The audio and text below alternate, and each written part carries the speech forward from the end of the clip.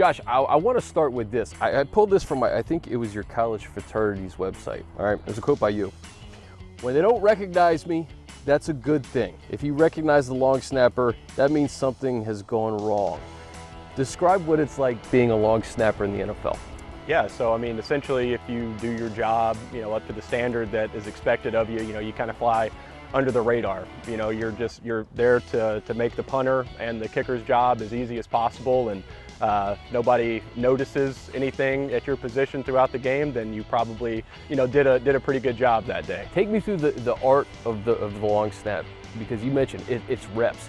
How many reps do you think you've taken over the course of your career? You probably can't even put a number to it. No, I really can't put a number to it. But there's a lot of those reps, kind of determine like kind of some, I guess muscle memory. You put in the effort and the training, and you just got to rely on that and trust in the work that you put in, day in and day out to rely on that on game days. He's a grinder every single day, comes to work, whatever his role is, just snaps, excellent in protection, and like you said, don't always get all the glory, but he really does deserve it. And I'd be remiss to say, man, not having to think about an operation at all.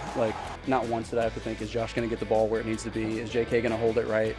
That's never a thought in my mind. So not having to do that and just trying to focus on what I need to do to be successful is a blessing to have these guys. Dustin Hopkins shouted you out after the game against the Broncos, that game-winning field goal. And the one thing that stuck out to me, he said, I never had to worry about the operation. The operation was always clean, and that's something I never have to worry about.